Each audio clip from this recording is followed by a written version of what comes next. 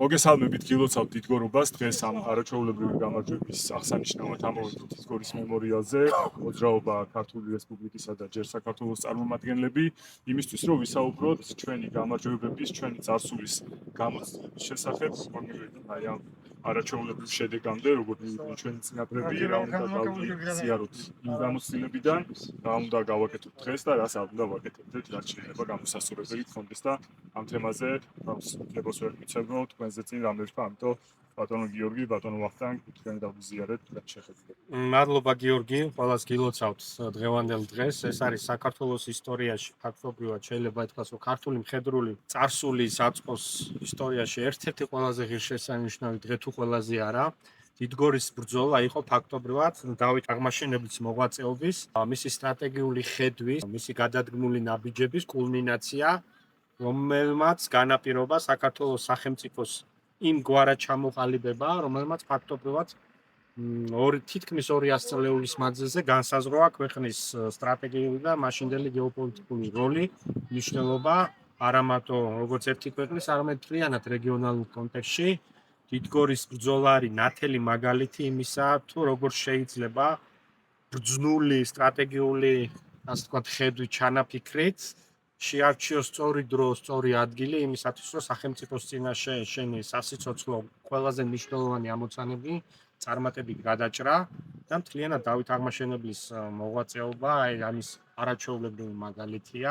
დიდგორის ბრძოლიდან ძალიან მალე ერთ წელიწადში სრულდება ფაქტობრივად საქართველოს მაშინდელი ტერიტორიის კონსოლიდაცია, დედაქალაქის დაბრუნება 400 წლიანი არაბული მმართველობის შემდეგ და ესეთი ნაბიჯ ხდება საქართველოს სახელმწიფოს გაერთიანება და დავითის სტრატეგიული აზროვნების, ასე ვთქვათ, ხორჩესმა მისი ხედვების. დიდგორის ბრძოლა იყო ფაქტობრივად მომენტი, როდესაც საქართველოს გარშემო მაშინ არსებული ტრული ძალები, მოდი ესე ვთქვათ, სელჩუკთა სახით და მისი, ასე ვთქვათ, იმპერიის უკვე კი დაღმავალ პერიოდში, მაგრამ ის თავარი აქტორები, რომლებიც ჩვენ სამეზობლოში იყო ფართოდ გულისხმობ რეგიონში, ხო მათი უკანასკნელი ცდობა იმ კონკრეტულ მომენტში, რომ აი საქართველოს ეს, ვთქვათ, აღზევება ხელახალი შეეჩერებინათ. თუმცა ყველამ კარგად ვიცით, რომ თვითონ უშუალო ბრძოლის ველზეც ძალიან სწორი ტაქტიკული სტრატეგიული ჩანაფიქრის განხორციელების შედეგად ქართულმა ჯარმა შეძლო მასზე გაცილებით ბევრად აღმატებული მოწინააღმდეგის დამარცხება და სამხედრო გამარჯვების მერე შემდეგ დავითის ხელით აი სამხედრო პოლიტიკურ, ასე ვთქვათ, წარმატებად თარგმნა. მოგესალმებით სრულიად საქართველოს გულოცავთ დიდგორობას, ვუერთდებით თქვენ მილოცვას და კარგი აზრი იყო დღევანდელი დღე აი ამ ადგილზე, აი ამ წმინდა ადგილზე შევხვდებით, გაგვიზიარებინა ჩვენი მოსაზრებები. ძალიან საინტერესოა თვითონ კონტექსტი აი ამ ბრძოლის, როგორი იყო ჩამოყალიბებული ზოგადად სოფლიოში და რამდენად მნიშვნელოვანი იყო ეს გამარჯვება, რაც სოფლიო ისტორიოგრაფიაში კარგად არის აღწერილი და შესაბამისად აი ამ გამარჯვების ერთი წარმოუდგენლობიდან გამომდინარე და მეორეც მნიშვნელობიდან გამომდინარე, რა თქმა უნდა, უამრავი ლეგენდა და უამრავი თქმულებებია შეიძლება იყოს ამ გამარჯვებასთან დაკავშირებით. თუმცა სუფთა სამხედრო თვალსაზრისით რო გადავხედოთ, ზოგადად სამხედრო პოლიტიკურ და პოლიტიკურ ასპექტებზე ისაუბრა გიორგი. სუფთა სამხედრო თვალსაზრისით დღევანდელი გადასახედიდან იყო ძალიან სწორედ განსაზღვრული კულმინაციის წერტილი, ძალიან სწორედ იყო განსაზღვრული გრავიტაციის წერტილი, ძალიან სწორედ იყო განსაზღვრული აზრება, აი ამ ბრძოლის ფაქტურად ეს ბრძოლა არ იყო ვინაიდან ეს იყო სტრატეგიული მნიშვნელობის ბრძოლა, ეს არ იყო ტაქტიკური ბრძოლა, ეს იყო სტრატეგიული მნიშვნელობის ბრძოლა, იმას იმ პერიოდში ესე ხდებოდა. ვინაიდან დიდი არმიები ერთ-ერთ დიდ ბრძოლას ძირითადად ახორციელებდა. თავის სტრატეგიული შედეგებით. აი დღევანდელი გადასახედიდანაც კი სუფთა სამხედრო დაგეგმარებით, ოპერატიული დაგეგმარებით თვალსაზრისით იყო ძალიან კარგად განხორციელებული, ძალიან სწორად, ძალიან სწორი აქცენტებით განხორციელებული ბრძოლა. შედეგმაც, რა თქმა უნდა, დაადასტურა ეს სწორი გადაწყვეტილებები, მაგრამ აქ არის ერთი მნიშვნელოვანი ფაქტორი. ვერავითარი გეგმა ვერ გაიმარჯვებს ადამიანის გარეშე. აქ იყო ძალიან დიდი როლი ერთი დობის, ხელმძღვანელის დობის სარდლის დობის და მეორეც უშუალოდ ის შეგრძნება რომ იბრძვის საკუთარი მიწისთვის, იბრძვის საკუთარი გოჯი მიწისთვის, რომლის დათმობაც არავის არ ჭირდებოდა და არავის არ უნდოდა. და ესმოდა თითოეულ მებრძოლს ალბათ ესმოდა თუ რა შედეგის მომტანი იქ შეიძლება ყოფილიყო აი ამ ბრძოლის წაგება, ამ ბრძოლაში დამარცხება. მე ზოგადად მომხრევ ჩვენ ხშირად ვისაუბრია ამაზე რომ უფრო მეტი უნდა იყოს აქცენტირება ზოგადად გაკეთებული, როდესაც სამხედრო ისტორიაზე წარმატებებზე, რაც ქართულში აღწერებს ქონდა, როგორც წარსულში, ისე თანამედროვე დროში. ვინაიდან თვლით, რომ ზედმეტი ტრაგიზმი, ეროიკული ტრაგიზმი თუნდაც ზედმეტად არ უნდა იყოს, იმიტომ რომ უამრავი წარმატებები ქონდა ქართულში აღებულ ძალებს და აი ამ წარმატებების მეტი პოპულარიზაცია საჭირო და აი გამარჯვების გემოს შეგრძნება აუცილებელია ნებისმიერ ქართველის ნებისმიერ სფეროში. ეს ფსიქოლოგიური მძიმე მემკვიდრეობა განსაკუთრებით ეხლა არის მწვავედ იგრძნობა ეს ჩვენ საზოგადოებაში იმ ტრავმატული გამოცდილების გამო, რომელიც უახლეს ისტორიაში ჰქონდა. თუნდაც აი ხა ეს დიდგორის ბრძოლა არის 12 აგვისტო, თუმცა ძალიან ახლო არის ჩვენთვის ყველაზე ახლო აგვისტოს ომის დღეებთან მიმართებით და გარკვეულწილად რაღაცნაირად გაერთიანდა თანამედროვე ისტორიაში ეს დღეები ძალიან ახლოს არის და რაღაც საერთო ფონს, საერთო ტკივილსაც და მეორე მხრივ სიამაყესაც ატარებს, თუმცა ეს კიდევ ერთხელ არის ძალიან სწორედ აღნიშნა ბატონ ვაკმოვის შეხსენება, რომ სინამდვილეში ჩვენ მხედრული წარსული უამრავ წარმატებულ ისტორიას ატარებს და აი დიდგორი კიდევ ერთი მაგალითია იმის, რომელიც აი ჩვენ მისი ასე ვთქვათ, კარგი გაგებით კულტივაციასაც უნდა ვეცადოთ ჩვენს ყოფიერებაში, განათლებაში, ახალგაზრდობის აღზრდაში. კი, ბევრი ორგანიზაცია, ბევრი აქტივობა არის ამ თვალსაზრისით სხვადასხვა ისტორიულ მონაკვეთთან დაკავშირებით, თუნდაც 18-21 წლების მოვლენებთან მიმართებით დღეს ეს ძალიან აქტუალიზირებულია და ყველანაირად მისასალმებელია, რომ აი აქტიურად შესწავლა ხდება ისტორიული თვალსაზრისით, პიროვნებების როლის წარმოჩენა დადებითიც, უარყოფითიც, იმ გმირობების ათანადო ხაზგასმა, რაც თუნდაც მაგ პერიოდში იყო და აფხაზეთის ომი იყო თუ სხვა თანამედროვე კონფლიქტები, უამრავი ასეთი მაგალითი ვიცით, ბოლო-ბოლოს გუშინ აღნიშნეთ ჩვენს შინდისის ასე ვთქვათ ბრძოლის გმირების თავდადება, ესეც უახლესი სამხედრო ისტორიის ნაწილი არის, კიდევ ერთი დადასტურება, საერთოდ ძალიან ხაზგასასმელია ამას. ყველანაირი პათეტიკის გარეშე ვიძახი, რომ ეს ღრმად წასო ქართველი ჯარისკაცი, ქართველი სამხედრო არის სოფლიოში ინდივიდუალურად როგორც შენაერთი ერთ-ერთი საუკეთესო ალბათ თუ ვინმეს ბრძოლა შეუძლია ნებისმიერ პირობებში, ნებისმიერ ისტორიულ კონტექსტში, უბრალოდ ქართველი ჯარისკაცი არის და ბატონი ვახტანგი ამაში ნამდვილად გამეთანხმება. ამიტომ ძალიან გულდასაწყვეტია, როდესაც აი ომთან მიმართებაში ვიწრო პოლიტიკური მიზნით ხდება ისეთი ზიანის მიყენება, როგორც მხედრული წარსულის მიმართ, ისე გაუთვითცნობიერად და თუ გათვითცნობიერებით მიზან მიმართულად უშუალოდ შეიარაღებულ ძალებთან მიმართებაში ძალიან ხშირად ძალიან მძიმე შეცდომებს უშვებენ პოლიტიკოსები, როგორც წარსულში ხდებოდა, ისე თანამედროვეობაში საერთოდ ეხა კომენტარის გარეშე არც მინდა დავტოვო ის განცხადებები, რაც ბოლო დღეებში მოვისმინეთ, რომ გადავიდე რაღაცნაირად პარალელი დავაკეთო 2020-თან. შეიძლება ვისაუბროთ, რა თქმა უნდა, ზოგადად დაშვებულ აუცილებელია ვისაუბროთ მომენტ შესაბამის გარემოში, შესაბამის ინსტიტუტებში, შეცდომებზე, ის ანალიზზე, ასე ვთქვათ, დასწავლ-გაკვეთილებზე, მაგრამ ეს არ უნდა გადაიზარდოს ისეთ განცხადებებში, რაც სახელმწიფოს ეროვნულ ინტერესებს აუნებს, არ უნდა ვამბობდეთ, რომ იქ სადაც ესეთი ფაქტი არ მოხდა, რომ ომი ჩვენ დავიწყეთ და მით უმეტეს არ უნდა გამოვიყო ესეთი განცხადებები, არ უნდა გავაკეთოთ, რომ გამოვიყვანოთ ჩვენი შეიარაღებული ძალები ლამის სამხედრო დამნაშავეების გაუთანაბროთ და ვიძახდეთ იმას, რომ საკუთარ მოსახლეობას წინააღმდეგ თურმე დამნაშაურებლებია საბრძანებას ასრულებდნენ და თუნდაც წყალებში ბომბავდნენ საკუთარ მოსახლეობას და ასე შემდეგ. ამაზე ერთ აღნიშნავ თუ შეიძლება რა. ბევრი სპეკულაცია იყო თავის დროზე, მაგრამ აი გავახსენოთ ჩვენს მაყურებელს, რომ სისხლის სამართლის საერთაშორისო სასამართლომ, რომელსაც ყავს ბრალდებაში მიცემული არაერთი დასავლური სამყაროს წევრი ქვეყნის ასე ვთქვათ წარმომადგენელი ამ სასამართლომ ჩვენი აგვისტოს ომის საქმე რო განიხილა და ორივე მხარეს იკვლევდა დანაშაულებს დაადგინა სეპარატისტების და რუსების დანაშაულები. არავითარ შემთხვევაში გამოკვლევის მიუხედავად არ დაუდგენია საქართველოს მხრიდან რომელიმე სამხედრო ან არასამხედრო პირის მიერ ჩადენილი არც დანაშაულები. ერთი ეპიზოდი არ არის. თან ეს ისეთ სასამართლოა, რომელიც არ მოერიდებოდა დაწუნებული ვარ, ახლა ვიცით აღარ განმეორდები, როგორი ქვეყნების წინააღმდეგ წასულა ამ სასამართლოს გადაწყვეტა. და რა გავლენიანი ძალები ცდილობდნენ ზეგავლენის მოხდენას.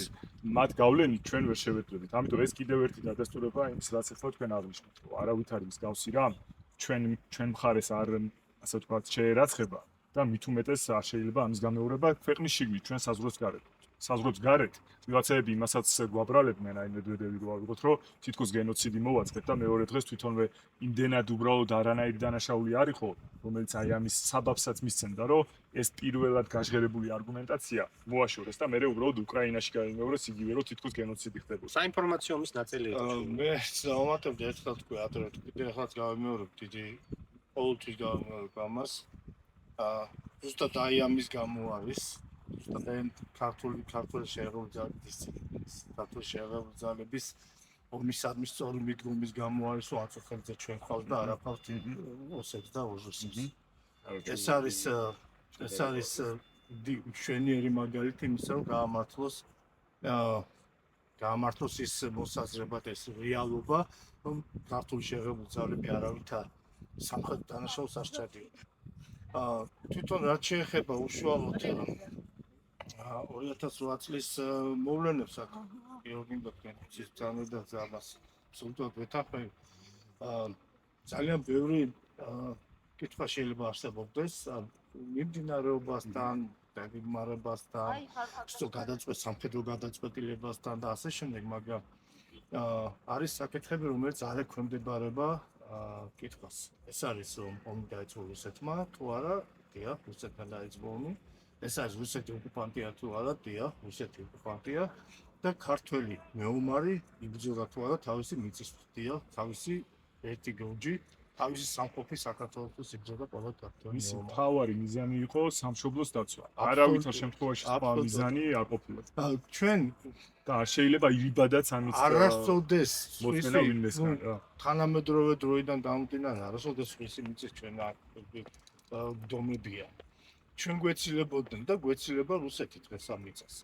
ჩვენ ტერიტორიას ვიცავ, ჩვენ ტერიტორიისთვის ვიწოვებთ და აი წინა თემა რომ გავაგრძელოთ.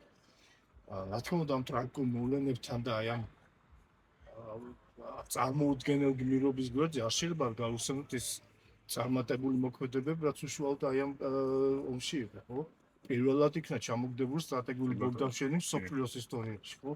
პირველად არა, მაგრამ ყოველ შემთხვევაში გენერალ-ლეიტენანტი ხრილოვი გაათრიეს, დაჭრილი გაათრიეს, იმის ბრძოლის ველი და არმიის გენერალი, სარდალი.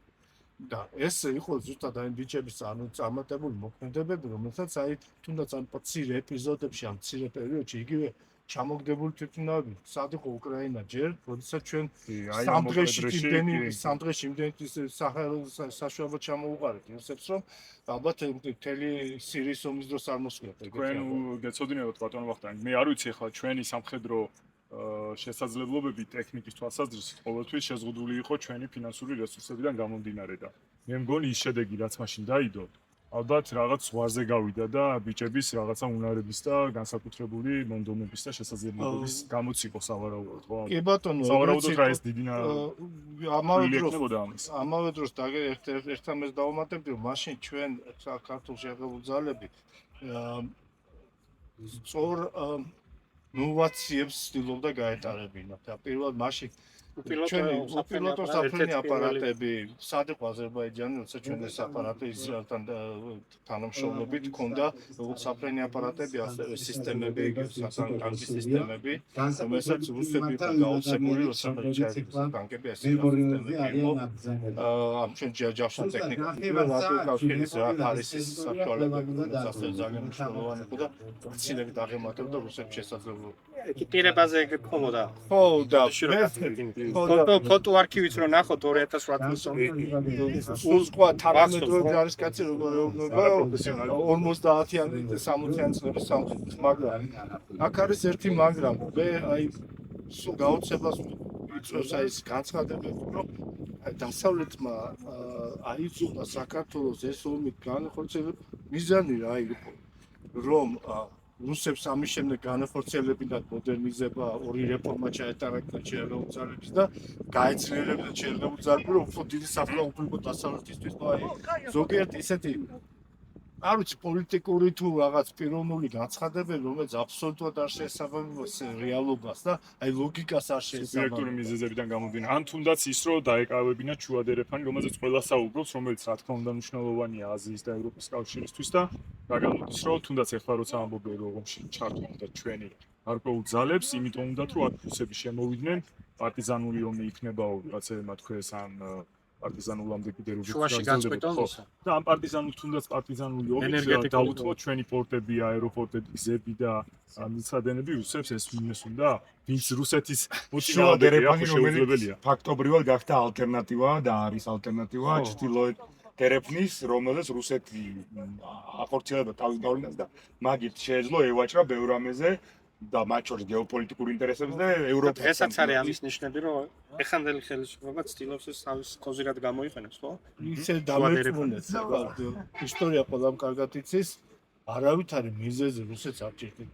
მოიფიქრეთ, ისე მშვენივრად მოიფიქრეთ ნებისმიერ მიზეზს, როდესაც მაგაში ნამდვილად ყველაზე მაგრებია. მაგრები არა, ნამდვილად საინფორმაციო ომი მაგათია. ნამდვილად ეხლა არიან ძალიან დაკავებულები უკრაინის და ძალიან დიდი მნიშვნელობა ექნება უკრაინის ომის შედეგს და ამავე დროს ჩემის აზრით ჩვენ უნდა ვიყოთ მზად ნებისმიერ ფინალისტვის, ეს იქნება წარმატებული რუსეთის და ძალიან დიდი ეჭვმეპარება ამ წარმატებული რუსეთის ვინაიდან არ ცდება საქართველოსთვის არანაირად გამოწვევები და საფრთხე. რუსეთი ჩვენი მეზობელია, გვინდა არ გვინდა, ჩვენ უნდა ვისაუბროთ ცხოვრება აი ესეთ აგრესიულ მეზობელთან. რა ფორმით, როგორი ფორმით ეს უკვე არის როგორც დიპლომატიური, ისე სამხედრო გადაწყვეტი და მე მიმაჩნია რომ თუ რა თქმა უნდა ჩვენ გვჭირდება მოკავშირე, რა თქმა უნდა ჩვენ გვჭირდება ძლიერი მოკავშირე. დღეს მოკავშირეს გარეშე მე აღარ მახსოვს ბოლო პერიოდში რომელიმე საომარ მოქმედება, რომელსაც ქვეყანა აწარმოებდა მოკავშირის გარეშე. მიკროალიანსების დრო დგება. დიდგორის ველი გავიხსენოთ, დიდგორის მემორიალთან. დავითის მოკავშირეები იყვნენ, არა მხოლოდ ჯვაროსნები, ყივჩაღები, მასზე დაქვემდებარებული შირვანიც და ასე შემდეგ. უამრავი მოკავშირე ყავდა ამადან. რატომ იყვნენ ეს მოკავშირეები? იმიტომ რომ ძლიერი იყო, როგორც მაკიაველმა თქვა, ხო თუ ყავს შენ ძლიერი არმია, ადულად იპოვი ძლიერ მოკავშირეს. შენ თუ ხარ ძლიერი, მაშინ იპოვი მოკავშირეს ადულად ძლიერ მოკავშირეს. სუსტი ეცოდებათ. სუსტის გვერდზე დგომა არავის არ ჭირდება და არ უნდა. ამდენად ჩვენ უნდა ვიყოთ საქართველოს შეერგებულებს, საქართველოს თავდაცვიანობა უნდა იყოს ძლიერი და აი ამ გამოწვევებში სულ ამაზე გვაქვს საუბარი და სულ ამაზე ვფიქრობ და რაღაც მოსაზრებები ნამდვილად გაგვაჩნია რა სისტემური ცვლილებები ეროვნული უსაფრთხოების სტრატეგია ქვეყანას უნდა გაგვაჩნდეს, ერთხელ და სამუდამოდ გაჟღერებული რა არის ეროვნული ფასეულობა, რა არის ეროვნული ინტერესები. რა საფრთხეები შეიძლება ამ ინტერესებს დაემუქროთ და როგორ უნდა დავძლოთ ჩვენ ეს საფრთხეები, ან არ დაუშვათ ეს საფრთხეები. რა არის ჩვენი პრინციპები, თავდაცვის პრინციპები თუ ეროვნული საფრთხეების პრინციპები. აი ამ ეს დოკუმენტი რო არ აქვს, რა თქმა უნდა ძნელი არის. როდინდელია და დასაყრდენია. 2011 წლის წინანდელი კონცეფცია. დღეს კონცეფცია სტრატეგია, წესით უკვე სტრატეგიაზე უნდა ვლაპარაკოთ, მაგრამ რადგან დოკუმენტად კონცეფცია არის. დავა იყოს ეს კონცეფცია, მაგრამ აი აქედან უნდა გამომდინარეობდეს შემდეგ თავდაცვის სტრატეგია.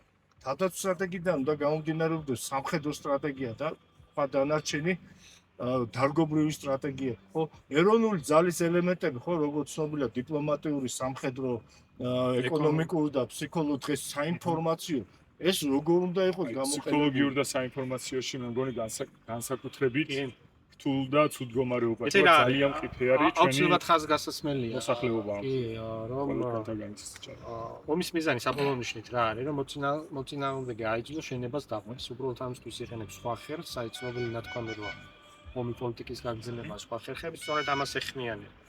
ეს სხვა ხერხი მეტ მოწინააღმდეგის ნება გავტეხე ან იმდენად შევცვალე საინფორმაციო ფსიქოლოგიური ზემოქმედებით, საინფორმაციო კამპანიით, პროპაგანდით მის რაც ვთქვათ, ჩემს ინტერესებს განვახორციელებ. ამის მეშვეობით ეს არის ძალის ეკონომიის არაჩვეულებრივი მაგალითი, შენ აღარ გჭირდება ასე ვთქვათ, კინეტიკური სამხედრო ენის გამოყენება, ის იახდებს შენ სამხედრო პოლიტიკურ მიზნებს, რაც თავარი არსი არის ნებისმიერი ასეთი დაპირისპირების შემთხვევაში და დღეს ჩვენ დიდგორში ვართ და ეს კიდევ ერთი მაგალითია.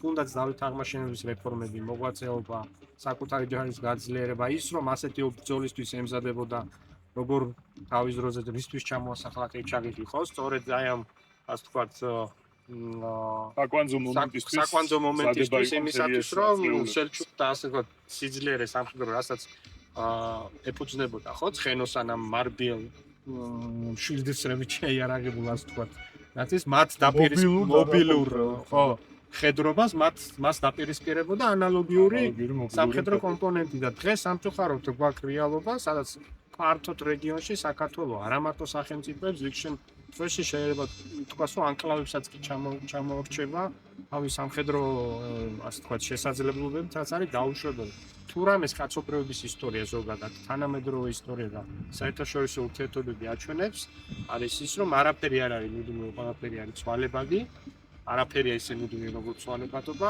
და საუკეთესო მოკავშირე ყოველთვის არის პირველ რიგში საკუთარი შეიარაღებული ძალები და მე ყველაფერი დანარჩენი ამიტომ ის მიზერული ძალისხმევა რასაც ბოლო წლებშია ჩვენ ამ მიმართულებით სახელმწიფოს მხრიდან უყურებთ ჩემი შეფასებით ეს არის დანაშაულებრივი გულგრილობა რასაც აუცილებლად ადრე თუ გვიან მოვიდით ერთი ასპექტზე მინდა დავამახვილო კიდევ თქვენი ყურადღება თქვენ ახლა კიდევ ახალგაზრდები ხართ ჩვენ კაგვარი ახალგაზრდები ხართ ჩემთან შედარებით აი გამახსენეთ ბოლო პერიოდში დაწერილი ანუ ფედერალური სიმღერა. აი ამაზე საუბრობდით არაერთხელ ბოლო პერიოდში და სულ ჩემი გულის ტკივილია ხოლმე. ბატალური ნახატი გამახსენეთ, რაიმე ბატალური ნახატი. თორნიკე არ მახსოვს რა გვარია, ეს ბიჭი არ არის ასე ვთქვათ ძალიან ცნობილი.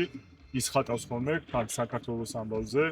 გვას გავიხსენებ და მე კომენტარებში მივუთითებ, ძალიან კარგი ახალგაზრდა. ამის მეტი არ მახსენდება. სიმღერა მით უმეტი. მხოლოდ ხელოვნური ინტელექტით ზოგიერთი პატრიოტი ადამიანი აკეთებს. დიდგორის ბრძოლა სხვათა შორის ძალიან მომწევს ის ნახატი დაღლილი დავით აღმაშენებელი ბრძოლის შემდეგ ესპანელმა დაგვიხატა. კი. ესპანელმა დაგვიხატა. ის ესპანელს სხვა შორის ჩვენთან ერთად ავღანეთში და დია ის ზოგადად ბატალური სცენების მხატვარი არის ძალიან ცოტა, თიძე ჩამოსართული, კარგი მხატვარი რა თქმა უნდა. მაგრამ ახლა ჩემი ნაცნობი აკადემიის ერთ-ერთი პედაგოგი მეუბნება ცხენის ხატვა და აი ცხენის ხატვა უჭირთ, იმიტომ რომ ბატალური სცენების ხატვაზე აღარ ხატავდა. აქედან გამომდინარე, რამედა იცი თქმა უნდა, იცი რომ ცოტათი მეტი აქცენტირება უნდა იყოს რაღაც სამხედრო სულის წარმატებაზე. ვილაპარაკოთ, წარმატებული ოპერაცია იყო კოსოვოში, საქართველოს ჯეში წარმატებული იყო ერაყში, წარმატებული იყო აფრიკაში, წარმატებული იყო ავღანეთში. ავღანეთში მე ვარ მოწმე იმისა, რომ ამერიკელები აცხადებენ, თუ ქართველები გამოყვებიან, ჩვენ გავდივართ იმას გამოცემის შესაძლებლობა. არ ყოფილა, ჩვენ ხო ეგრეთ წოდებული შეზღუდების, ეროვნული შეზღუდების გარეშე გყავდით ჯარი, ხო? ანუ ბევრ ქვეყანას მაგალითად იტალიელებს, ფრანგებს რა თავის შეზღუდვები ჰქონდათ, მაგალითად იგივე სომხებს, ხო, რომელიც სხვა ტერიტორიიდან არ გადიოდა. ჩვენ შეზღუდვების გარეშე ვიყავით და ძალიან ცოტა ქვეყანა იყო ასე. ერთ-ერთი ჩვენ ვიყავით.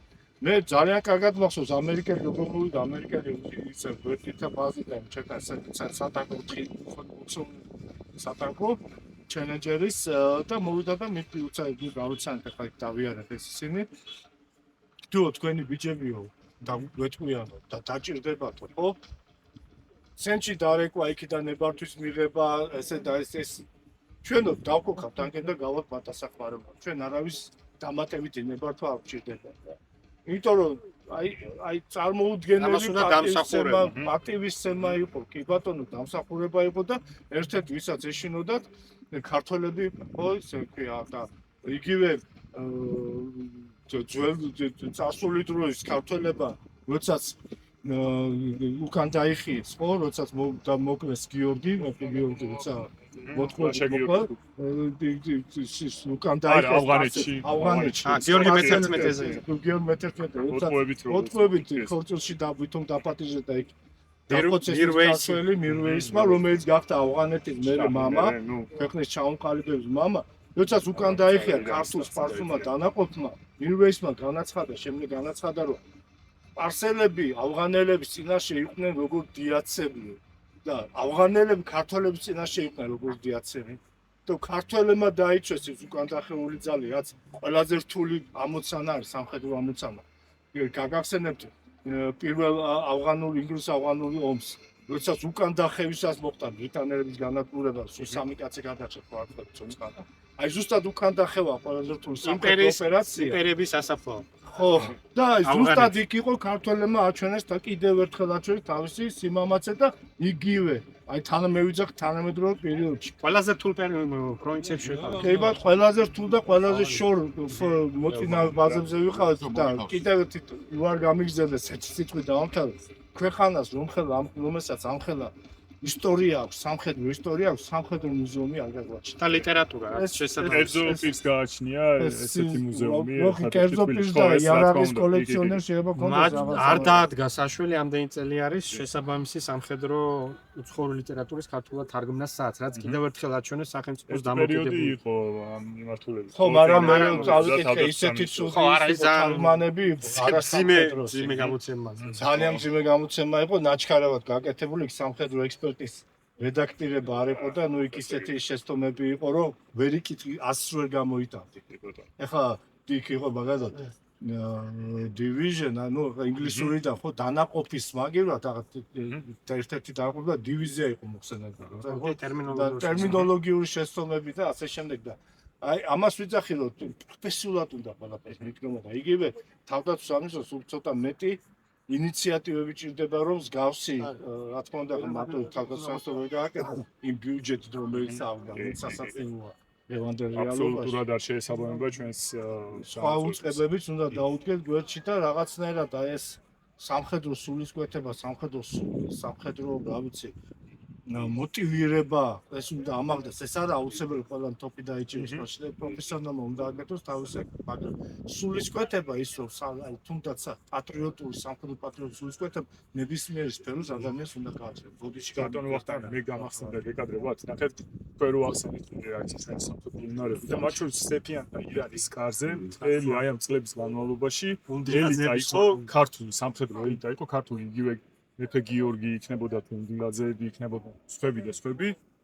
დასაყრდენი სამხედრო ძალა იყვნენ ჩვენები იმიტომ რომ მათი უნარები მათი мотиваცია მათი ხასიათი რაც ერთ-ერთი გადამწყვეტია ხო იყო განსაკუთრებული და არა მხოლოდ სამწუხაროდ მე ეს ქართული სისხლი და ქართული შესაძლებლობა სამწუხაროდ აი ჩვენი ტრაგედიების შემდეგ უკვე ბოლო საუკუნეები ხმარდებოდა სხვა იმპერიებს რა თქმა უნდა ჩვენ სამშობლოსაც იცავდნენ მაგრამ აი მომავალში ვიმედოვნებ რომ ისეთი საქართველოს გვექნება სადაც დიდგორის მსგავსად და დავითის მსგავსად ჩვენი უნარები ჩვენი სისხლი ჩვენ ქვეყანას გამოადგება პირველ რიგში და არც ერთ შემთხვევაში სხვა ამისათვის აუცილებლად უნდა ხშირად ვისაუბროთ იმ ცვლილებებზე რაც გვჭირდება და იცით რომ ჩვენც გვაქვს კონცეპტუალური ხედვა ჯერ საქართველოს მომზადებები ამ მიმართულებით და სისტემური გამოწვევები გვაქვს და ჩვენი კონკრეტული ხედვებიც გაგვაჩნია რომელსაც რა თქმა უნდა ჩვენი მაყურებელი შეიძლება გაიცნოს. ამიტომ ცვლილებების გარეშე არაფერი არ გამოვა. ძალიან მარტივი ჭეშმარიტება მინდა ყველა მიცოდეს, რომ ნებისმიერი შეიარაღებული ძალა არ არსებობს საქართველოს იქნება თუ ლუქსემბურგი ნებისმიერი ქვეყანა. როგორ გარემოში სან უნდა იყოს, ემზადება შემდეგი ომისათვის. როდის იქნება ეს ომი ან იქნება თუ არა, არ აქვს არანაირი მნიშვნელობა. გადამხდელები, გადასახადის განახდელები ფულს იმიტომ ვიხდით შეიარაღებული ძალების ჩვენაში და არსებობაში. მათი ფუნდამენტური მისია არის გარდატვაც.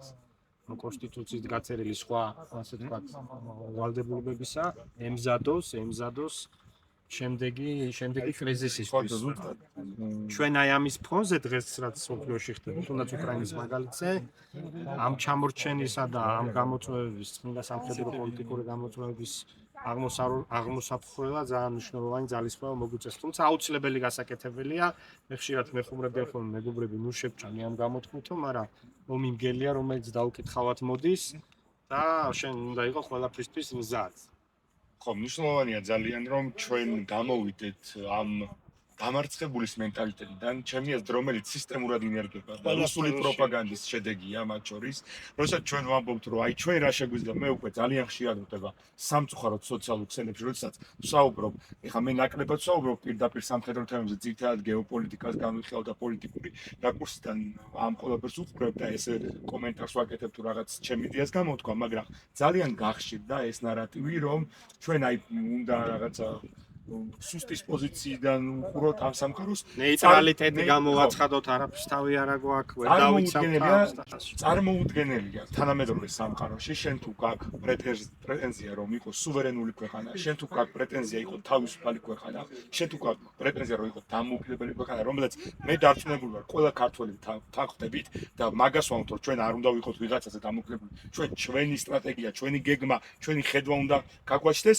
მაგრამ ეს წარმოუდგენელია თუ ჩვენ ყველაფერს შევხედავთ როგორც დამარცხებულის პოზიციიდან როგორც სუსტის პოზიციიდან და მართლა სულ მუდმივად ჩვენ გვყავდა და გვყავს და გვეყოლება გმირები აუცილებლად და მათ შორის ისეთი გმირები რომელიც უდიდეს შედეგსაც დადებენ და ყოლია კიდევაც და ეს უნდა გვახსოვდეს რომ ისტორიულად ჩვენ ამასთანავე ვართ უდიდესი შედეგების ქვეყანა თქვენ უამრავი ჩამოთვალეთ უკვე და ეს სტრატეგიული გამარჯვებები ეს ისტორიული გამარჯვებები უნდა გვახსოვდეს და ყოველწლიურად ხაზი გავუსვათ ამას რომ ქართველები ჩვენ დიდი ნიჭი გაგვაჩნია როგორც ბრძოლის სტრატეგიის და უამრავი სხვა უნარი რომელიც დღეს თანამედროვე სამყაროშიც კი ძალიან მნიშვნელოვანია და იქნება ყოველთვის ქართული ეს ნიჭი მნიშვნელოვანი მე ერთის დამატება მინდა კიდე იო როცა ვი და ახსენე რომ ფსიქოლოგიური მომენტი არის ერთ-ერთი მნიშვნელოვანესი ხო და ეს თუ არა აქვს ეს ერთობის განცდა მათ შორის ეროვნული და პატრიოტული მოტივაცია თუ არ არის გაგვივებული მაშინ ტერს უადვილდება გააკეთოს თავისი საქმე ნაპოლეონიძე ჩაგეჭრები მორალური სულიერი ძალა ისე უდრის ფიზიკურს როგორც 10-1-ს. აი ესეთი მნიშვნელობა აქვს ამ ყოველს. კი, რა ვიცი, მე მგონი დიდგორის ველზეც ერთ-ერთი გადამწყვეტი ფაქტორი ალბათ ეგ იყო, იმიტომ რომ იმ ხალხმა იცოდა, რომ ისინი უფრო ცოტანი იყვნენ, მაგრამ მათი სულიერი და ხასიათის განწყობა საერთოდ სხვა იყო და ქრისტე და საქართველო ასე აი ეს იყო თავარი საფიცარი ნებისმიერი ბრძოლერია ქართული მხედრობისთვის და ასე უნდა დარჩეს და ასე უნდა გაგრძელდეს. ამიტომ განსაკუთრებით მნიშვნელოვანია რომ ჩვენ სივრცეში პოლიტიკოსი იქნება, ცნობილი პირი იქნება, ელიტის წარმომადგენელი, ვინც არ უნდა იყოს, რასაც იტყვის, არა მხოლოდ ერი არ გაყოს, არამედ განსაკუთრებით ჯარისკაცების მოტივაციას პირიქით ხელი შეუწყოს. პირიქით გააძლიეროს ჩვენი ეროვნული თვითშეგნება და აი ხა ბოლო დროებში რა განცხადებებიც მოვისმინეთ სამწუხაროდ. მე მგონი ეჭვი არავის ეპარება, რომ ეს მხოლოდ აზიანებს ჩვენს ერთად ყოფნას და თვითონ ჯარის განწყობაზე შეიძლება იმოქმედოს უარყოფით. და ეს არის დაუშვებელი და ისეთივე დანაშაულია სახელმწიფოს წინაშე, როგორც წეგან შენ სხვა საკითხებზე აღნიშნული. აბსოლუტურად ხდება ეჭვის გადაწყვეტილების მიმართ, სერდუმ გადაწყვეტილება, თავისი ამოცანის მიმართ. როდესაც აი ჭოჭმანი რომ მიდის უკან რას იცავს? სამხედროსთვის აი ჭოჭმანის ყველაზე ცუდი რაღაცა. არის სამთავრობო დაქცენობრივი და თავისუფლება. ეს უნდა იყოს დაკმაყოფილებული ის ამტარჩება მათო ამოცანა. ამაგარია ვინ დაკმაყოფილებული იყოს რომ მიღებული მეტაუს მიღებული ერთმანეთს უკან ეგრე არ წერია გაჩვენები აი ეს მისი ეს თავდადება ადგება ქვეყანას და ადგება გამარჯვებას. ეს არის აუცილებელი და აუცილებლად მინდა დავუმატო კიდევ ერთი ფაქტორი რომ როცა მოტივაციებს საუბრობ არ შეიძლება ვეტერანები დაუწყო და არ შეიძლება რომ ვეტერანები ინგლისში იყვნენ როგორც ეს. აი ზუსტად ეგ არის იმის ილუსტრაცია სახელმწიფო როგორ უყურებს, როგორ აფასებს ის ხედრულ წარსულს, როგორ აფასებს ძალოვან ვეტერანებს ნებისმიერი უწყებით და ამ მიმართულებით რა თქმა უნდა ძალიან ბევრი არის პირველ რიგში სოციალური მიმართულებით გასაკეთებელი. ამ ხრივაც ჩვენ კონკრეტული ხედვები გაგვაჩნია ეს საკითხები, რაც ყველაზე ძალიან ტკივა დღეს ქართულ ვეტერანს და რა ვიცი, იმედია მომავალში ჩვენი წევრი. კი, და მომავალში ამ ყოველთვის გამოსწორების საშუალება იქნება. მადლობა და რა ვიცი. მადლობა დიდი. კიდევ ერთხელ გამარჯვებას უსურვებ სულიად საქართველოს. მრავალი დიდგორობა და დიდგორის სტარი გამარჯვებები უსურვოთ მომავალში საქართველოს. ხდება მისალმება ჩვენი არის გამარჯვება. რაც გამარჯვება. გამარჯვება. ჩვენი გამარჯვების იყოს მომავალში. ამინ.